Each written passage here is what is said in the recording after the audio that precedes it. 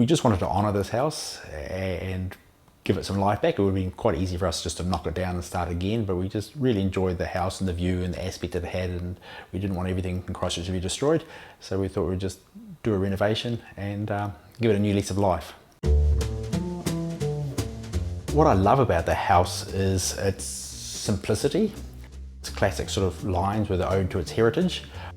This is number 1 Huntsbury Avenue, and historically this was the first house on the hill, and it just used to sit here by itself, and literally there was nothing around it. There was just bush down below and bush up above there, and there wasn't even a proper road going up above it, so it was just sat there, a very original house with greenery and shrubbery around it.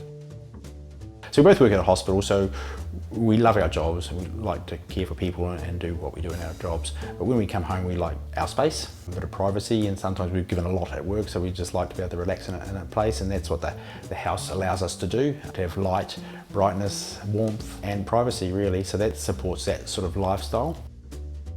We've got 2 cats and 3 dogs. The pets help make a house a home, I guess, a little bit, in the respect of how our life is.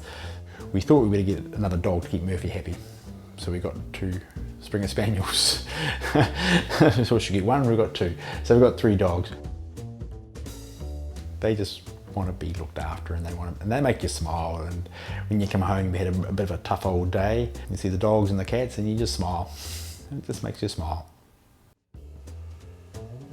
Yeah, so the challenging part is often knowing where to start, and to have somebody who can get on your same wavelength and be respectful of your thoughts and processes. You know, one of my concerns is how an architect's going to work with us and not want to take over and make it their house. A lot of the things that I sort of watch in some of these programs is I think, ooh, the architect's building a house for themselves or doing renovations for themselves.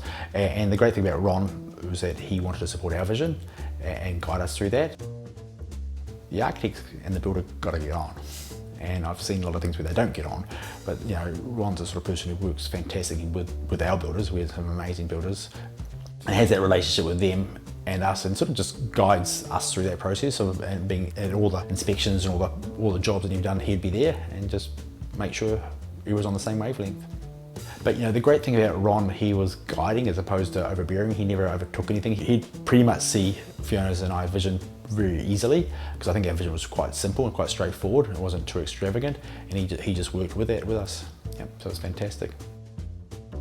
We'd been coming to the place regularly and watching it being done, and been amazed at seeing the shapes of develop. But when we sort of came and saw it completely finished and said this was our first night back here, it was amazing. It was like, wow, we really, you know, we got it right. The architect got it right. The builders did what we wanted them to do, and we just felt really cool. We thought, oh, this is a bit special for us.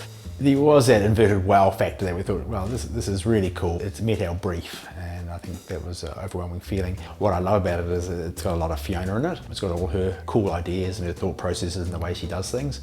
It looks like it's always been like this. When you acknowledge it hasn't been, that makes sense. Yeah, we got it right.